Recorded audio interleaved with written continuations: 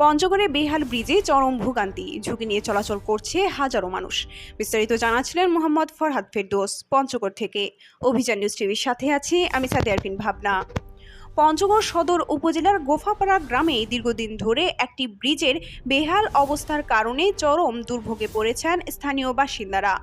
উপজেলার ৯ নং ওয়ার্ড ও ৭ নং ওয়ার্ডের মধ্যবর্তী স্থানে ১৯৯৮ সালে প্রায় ৩,৭৫,০০০ টাকা ব্যয়ে নির্মিত ব্রিজটি বর্তমানে কার্যত অচল অবস্থায় পড়ে আছে। স্থানীয়দের অভিযোগ, ব্রিজের দুই পাশে মাটি না থাকায় প্রায় ৩ থেকে ৩,৫০০ মানুষের চলাচলে মারাত্মক সমস্যা হচ্ছে। বিশেষ করে ছোট ছোট শিশুরা বাঁশ ও কাঠ দিয়ে তৈরি অস্থায়ী খড়কুটির মাধ্যমে মাদ্রাসায় যাতায়াত করছে।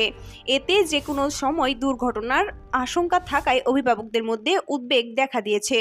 এলাকার মোজাম্মেল হাজী সহ কয়েকজন স্থানীয় উদ্যোগে বাঁশ ও কাঠ দিয়ে একটি অস্থায়ী খড়কুটি নির্মাণ করেছেন, যা বর্তমানে এলাকাবাসীর চলাচলের একমাত্র ভরসা হয়ে দাঁড়িয়েছে।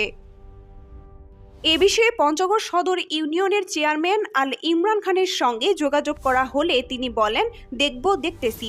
তবে স্থানীয়দের অভিযোগ, বাস্তবে এখনও কোনো কার্যকর উদ্যোগ নেওয়া হয়নি। অন্যদিকে উপজেলা প্রশাসনিক কর্মকর্তা আব্দুর রশিদের সঙ্গে যোগাযোগ করা হলে তিনি জানান বিষয়টি তার মাথায় রয়েছে। গোফাপাড়া গ্রামের বাসিন্দা মোহাম্মদ ইউনুস বলেন, চেয়ারম্যান মেম্বারদের এখন কোনো খবর নাই, নির্বাচন আসলে তারা আসে।